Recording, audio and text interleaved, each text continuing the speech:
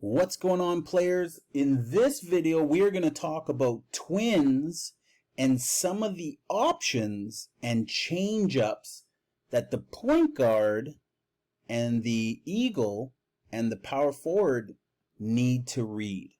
Let's get at it. So, first thing we do, rule number one, when twins is called, again, is our shooting guard must come to the lane line and set up there. Now, our point guard and our power forward must read how the defense is playing them. So here's where the change-ups and the different options occur.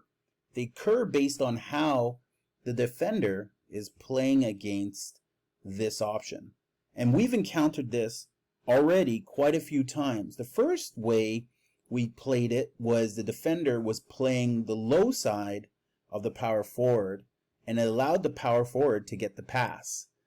After a while, 1, 2, 3 times, the power forward's defender is now going to try to come up in front the power forward to take away that pass.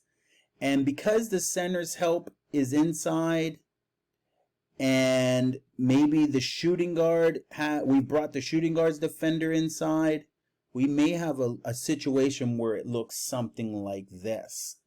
So now what we want to do is the first change up that we want to do based on this read is an automatic fist call, where our point guard puts up his fist, or maybe coach calls out fist, and the power forward comes and screens for the point guard's defender. Okay, so now we run a screen action, and our point guard can now use that screen to get to the rim for an easy layup. So that's the first action right there. That's the first change up. And there's our shot off a pick and roll or a ball screen. All right. So that's the first read. Now, same things apply. If C helps, then we have a pass to C. If SG or the shooting guard helps, then we have a pass to the shooting guard. Those options still apply. Let's bring it back up to the top. Let's bring the power forward back to his place. Let's bring the center back to his spot. Let's give the ball back to this there. We've got a defender there, and we're going to switch that up now. We're good. All right.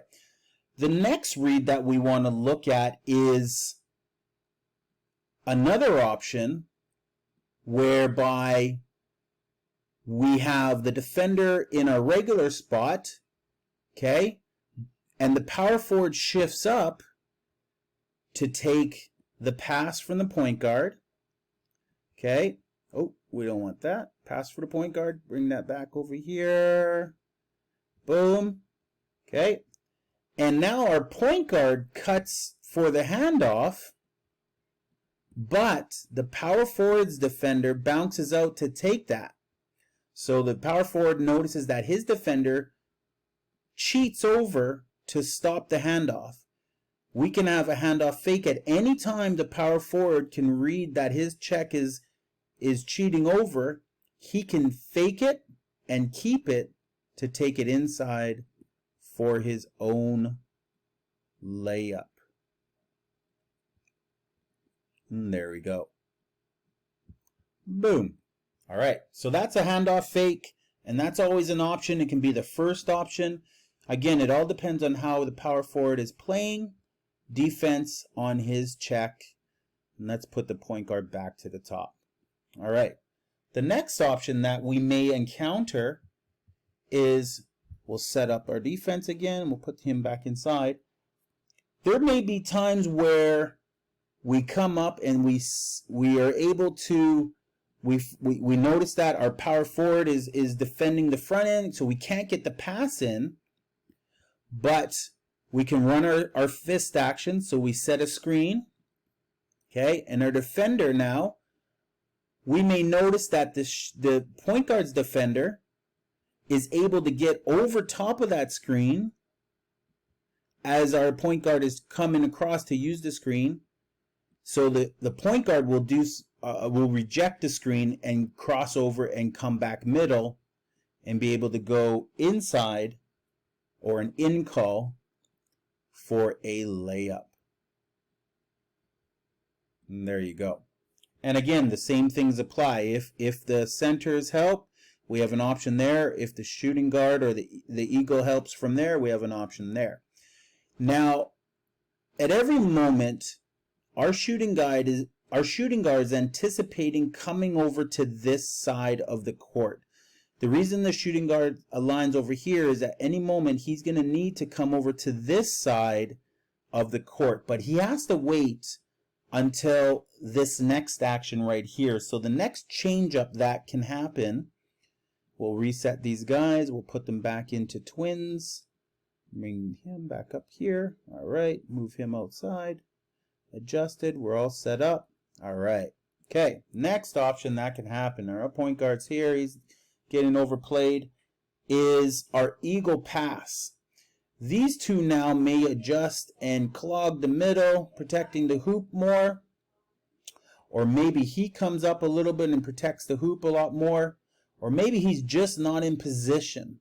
A lot of times when we move our eagle inside during this twins call, this guy may fall asleep. He may stay here. He may be out of position, and that's why we called it. He may be in a position where he's just kind of trying to double team the ball when it comes in, and he's leaving his man wide open. So on an eagle call or twins eagle call, the point guard just has to look at the eagle, and a lot of times you're going to notice that the eagle is wide open for a pass. Okay? He's wide open for a pass, and he's wide open for an easy score. So on a basic twins eagle call, all that means is to look at the eagle player to see if he's open. Okay, the next one is a bounce or a twins trips call or a twins bounce call. Okay, and this is where we'll flow from twins into our trips pattern, and this is another read that the point guard has to make based on how the defense is playing. Okay, so now we're going to bring the defense again, the same thing. The defense is denying the power forward, so the power forward then has to come and set a screen, and we'll give the ball to the point guard. And now what's going to happen is they're going to switch, and a lot of teams will be better at switching, but the point guard looks to go and score and notices that the power forward slides down in his way and he can't get to the hoop, and the roller, the power forward who's rolling to the hoop, is defended well by the point guard, so that pass is not available there. So now what happens is the shooting guard who's set up in the lane line notices that they're both stopped. This is where our point guard now bounces out, and our shooting guard comes over to set up on the ball side. Okay, maybe his defender gets over there, and now our power forward only has to shape up, and now we have trips action on this side. So now we can run our pass to the power forward and run our X cuts. So he cuts low, he cuts high, and we have our trips action right here. We can hand off low or we can hand off high. If nothing, they can fill through, and our small forward, he would have come up over here, and we can look to kick it up to our small forward. He can dribble it out of the fire, and he can kick it here to the wing, and now we're in trips. Okay, perfect. Again, so the most important thing to point out is when the point guard is attacking the hoop and he's defended extremely well, the most important thing the point guard can do is just bounce out to the side. And then the key is that our shooting guard, that would be over here. Our eagle, who always sets up on, when it's a twins call, sets up on the lane line, reads this bounce out and comes over for the ball and into the trips. And sometimes our shooting guard might come really shallow and he can take a quick pass in and score, or he may need to come all the way out to the side and he can take a wing pass.